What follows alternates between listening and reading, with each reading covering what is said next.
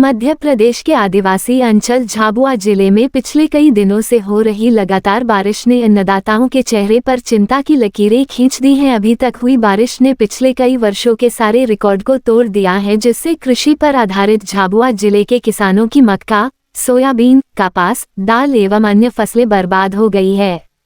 Soybean की फसल में पीला मोजेक रोग लग गया है। वही बात मेघनगर की करे तो मेघनगर के आसपास के गांवों के कृषकों की लगातार बारिश के अतिवृष्टि के कारण फसल बर्बाद हो चुकी है। किसानों ने सरकार से मुआवजे की मांग की है। कृषकों की बर्बाद हुई फसलों के मुआवजे पर किस तरह राज्य सरकार व केंद्र सरकार एक साथ मिलकर कैसे इन किसानों की बर्बाद हुई फसलों का मुआवजे दिलवाएगी, यह अब शासन प्रशासन को तय करना है।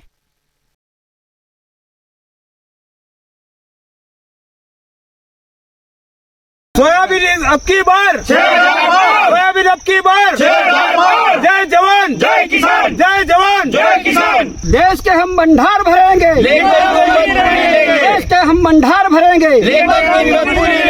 किसानों को नुकसान तो कल हुई बारिश से भी हुआ है, बीच में गर्मी हुई उससे भी हुआ है, और उसके पहले लगातार बारिश हुई थी।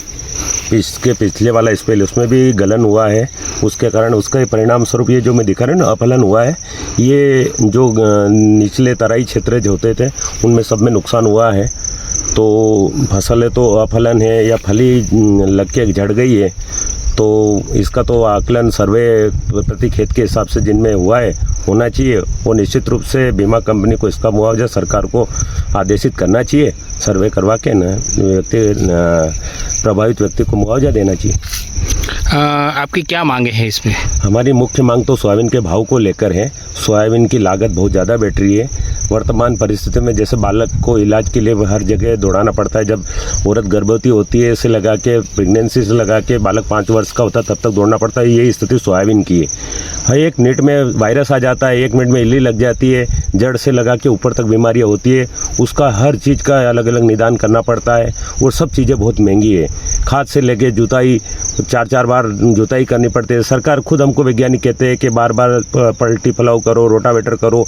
ये सब चीज़ें चलाने के लिए आज 50 हॉर्स पावर के ट्रैक्टर यूज़ करने पड़ते हैं, और इनके लिए पर्याप्त मात्रा में डीजल, लेबर महंगा है, सब चीज़ें होती है। हमारी तो छोड़ दो, हम जो लेबर लगाते हैं उनकी, और जो बाहर से जो चीज़ें के कीटनाशक और खाद लाते हैं उनका नहीं होता है। हमारे तो सिर्फ एक ही चीज़ होता है, जो ऋण लेते हैं उसका उल्टा पुल्टा ही कर पाते हैं। हमारे सामाजिक करो जो खर्च होते हैं और जो घरेलू खर्च होते हैं उसके लिए तो ऋण का हमें सिर्फ नया जूना ही कर पाते हैं, और ये स्थिति होती है कि किसान फिर अति कर्ज में हो जाता है, और आत्महत्या के अलावा कोई रास्ता बचता नहीं है। तो किसान की स्थिति बहुत दयनीय है, और इसके लिए ये कहते हैं C2 और C52 दुगाना कुछ नहीं है। सीधा सिंपल फंडा निकाल के ने कम से कम 7,000, 8,000 और मिनिमम समर्थन मूल्य 6,000 होगा।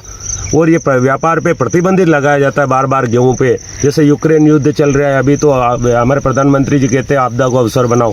हमारे गेहूं 4,000 आसानी से अगर ये सब प्रतिबंध हटा देते तो बिकते। तो किसानों का ही गला बार बार क्यों घोटा जाता है? और ये सोचना चाहिए, जब आप किसी चीज़ को कारपोरेट को छूट देते हो तो हमको भी ये हमारी फसल के जब अवसर आता है तो लाभ उठाने का मौका देना चाहिए, ताकि हमारी आर्थिक स्थिति सुधरे और ये किसान आत्महत्या की ओर अग्रसर न हो। कहना चाहेंगे सर कि जो अभी तक जो बारिश हुई है, बहुत ज़्यादा बारिश हुई है, उसमें सोयाबीन की फसल प्रभावित हुई है, और उसमें अफलन की मतलब स्थिति हो गई है, और सोयाबीन के भाव भी बहुत अभी निचले स्तर पे है। उससे कम से कम 6,000 के पार होना चाहिए। ना कोई अभी किसान की सूद लेने कोई भी विभाग, कृषि विभाग या ऐसा कोई मतलब राजनीतिक अवसर को ऐसा किसी ने मतलब अपनाया नहीं है कि किसान की जाके सूद लेवें।